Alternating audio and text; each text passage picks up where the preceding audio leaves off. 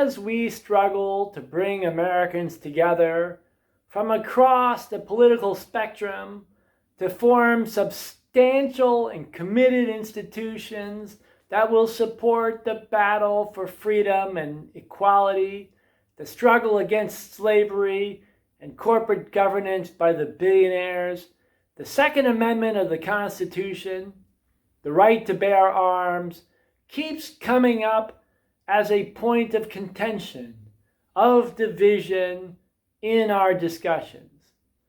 Although there are real differences of opinion, some based on profound philosophical divergences, the crux of the issue has been intentionally obscured by the corporate powers who have manipulated the discussion in the public for their own benefit and who block serious debate about the nature of that amendment to the Constitution from seeing the light of day. That is to say that we are drowned in incomplete arguments on all sides about the Second Amendment that mislead us and that confuse us.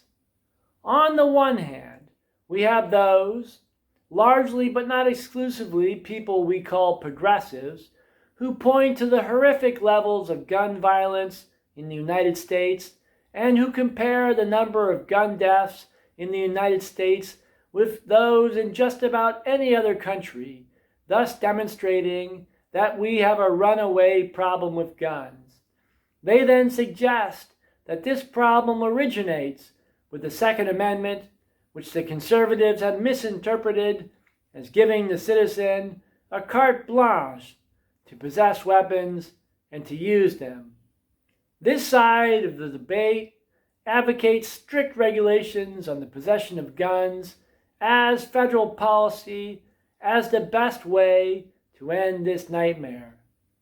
On the other hand, we have those, for the most part referred to as conservatives, who hold that the citizens have the right to bear arms as guaranteed by the Constitution, and who hold that, 1, if firearms are made illegal, then only criminals will have firearms, and 2, arming citizens is necessary in order to resist the tyranny of government. Both sides of this argument have been distorted and misused by powerful corporate interests who control the message that is put out through the media and who create unnecessary conflicts and unnecessary misunderstandings as part of their strategy of confusion. That is no surprise. The corporate sponsors of those defending the rights of citizens to bear arms and of those calling for its restriction have their own agendas. Part of that agenda is forcing citizens to support either the Republican Party or the Democratic Party in order to move forward. This intentional misdirection of political power towards the horrors of corporations is a big business in itself. But corporations have other reasons for wanting to create this conflict and to encourage it, as I will detail below. Let me also tell you how I feel about the Second Amendment. I felt that the unlimited sales of firearms and the culture of guns promoted had created untold tragedy in the United States, and that the mindless loyalty of certain Americans to this overly broad interpretation of the Second Amendment was responsible for this sad state of affairs. I supported gun control measures and also wanted to end the glorification of gun culture, which I still do. The growing institutional and political chaos that I have witnessed in the United States over the last 20 years, however, which has taken on an ominous turn for the worse over the last 2 years, led me to reconsider the Second Amendment. I came to realize that the steady state of accountable governance in the United States that we had grown used to was far from certain and that the tyranny that the founders of the United States feared is now knocking at the door. It is necessary to have local militias in place to defend us against a rotten federal government possessed by the globalists, the Minutemen of our age. The federal government that played a vital role in the fight against slavery under Lincoln, in the fight against fascism under Roosevelt, and in the fight against racial discrimination under Truman and Kennedy, has vanished, and in its place stands a lumbering monster supported by multinational investment banks, military contractors, real estate speculators, and energy monopolies. A monster that is leading us to our doom. There are still quite a few good people left in the federal government, but the FBI, the Bureau of Alcohol, Tobacco, Firearms, and Explosives, and the local and state police have been deeply corrupted as institutions in the United States after the 9/11 incident, COVID-19, and other ongoing crimes have set off this deep decay of our institutions. Let us read the Second Amendment and read it carefully. None of those talking heads, branded progressive or conservative, actually does so. I am not reading the Second Amendment for you because I assume it is sacred, or because I assume that the Constitution is perfect. Rather, just as was it the case in 1860, it is critical in this moment of chaos that we start from our philosophical and moral foundations. The Constitution forms common ground, and it defines what is and what is not government. Interpreting the Constitution in a manner that addresses the current crisis is the best way to form consensus. It does not mean that we cannot modify the Constitution or the Second Amendment in the future. Let me read. A well-regulated militia being necessary to the security of a free state, the right of the people to keep and bear arms shall not be infringed. Like Psalms, so much meaning is compressed in this short phrase. The emphasis of the passage is not on the right of anyone to own any weapon and to shoot it off at will for his or her pleasure. The right of the citizen to keep or bear, to own, and to employ arms is protected in that it is related to a larger, more critical project. The violence porn, gun worship, and the horrific promotion of violence in the media, in entertainment, that has encouraged such broad ownership and use of firearms is not a product of the Second Amendment. It is a byproduct of the military-industrial complex and the cult of war promoted in a decadent empire.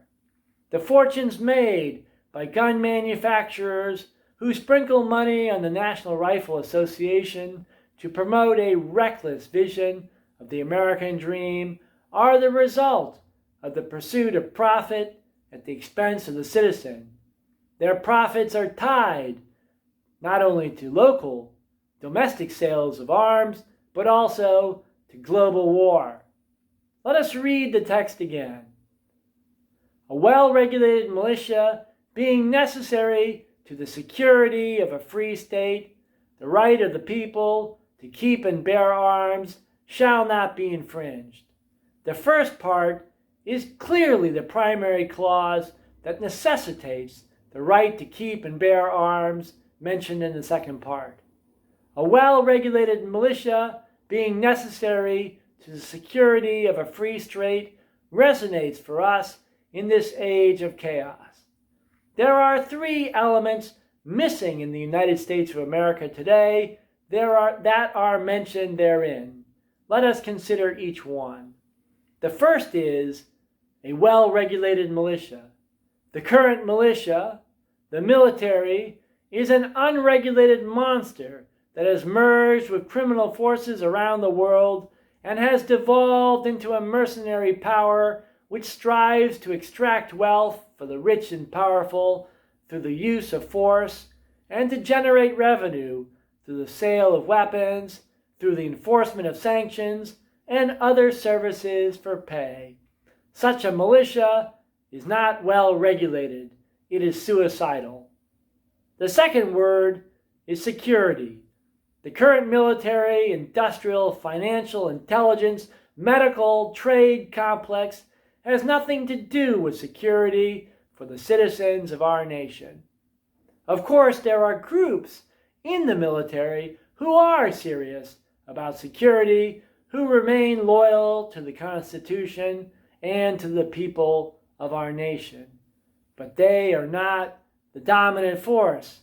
We need a system for national and regional security that is focused on real security, not threats made up for profit.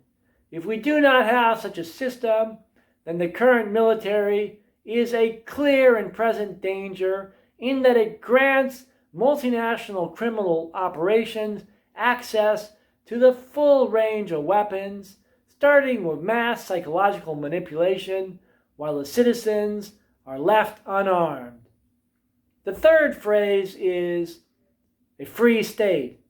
It would be hard to call the current government of the United States, a toy of multinational corporations and billionaires, a free state. For that reason alone, addressing the question of who will have the right to bear arms is pressing. We are looking at a collapsing empire with a military out of control. There is no republic left, although one could be established again, to promote guns and the culture of guns for profit, either profits for arms manufacturers or for police and private security corporations, is horrible and must be stopped. On the other hand, to leave citizens unarmed if they face a predatory federal government is also completely unacceptable. The stress in the Second Amendment falls on keeping the military accountable to the people in a participatory manner and not on the sales of weapons to citizens for profit. Thus, our primary concern must be with getting back a democratic, participatory, and transparent system for security that includes the citizens and that assures that a tyranny cannot emerge from the military or from the police, one taken over by private interests, one that uses the state's weapons to oppress the citizens of the nation, the citizens with whom sovereignty rests. The answer is to end the mercenary military. We should not be so naive as to think that eternal peace is possible.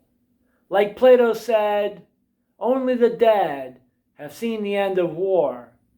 Militias and police are necessary, but standing armies that are not composed of the citizens doing their service, but of men and women who are paid to fight, forced to fight to survive economically, who report to generals, who then in turn report to corporate CEOs, such armies are a threat to us all.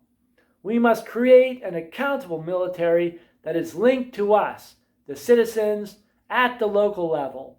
If the government is to exercise deadly force, then citizens must know what those weapons are and how they are used.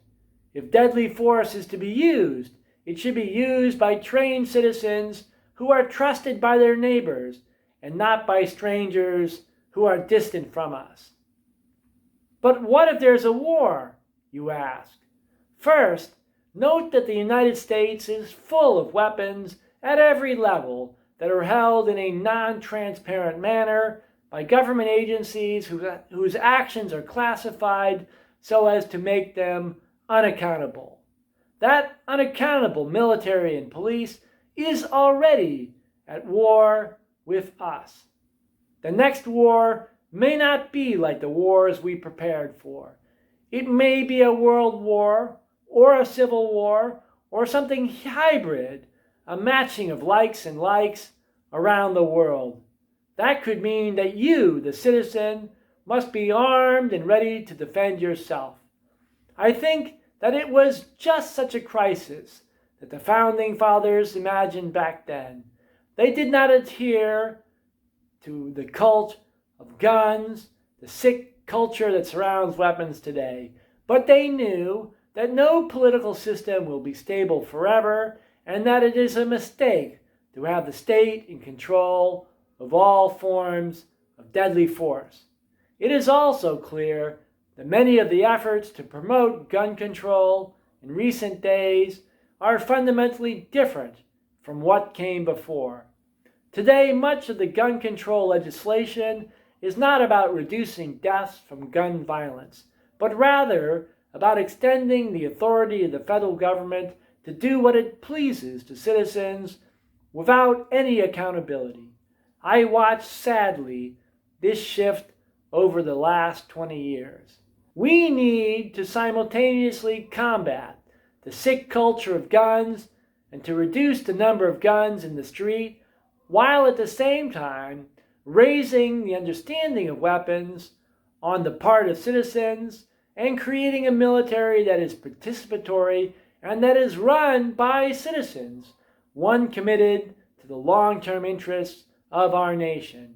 We need citizens who can handle weapons, who can participate in local militia while condemning at the same time that cult of guns, while being committed to peace. There will be no room for military contractors, for investment banks and global capital, or for the promoters of the cult of guns in such a vision for our country.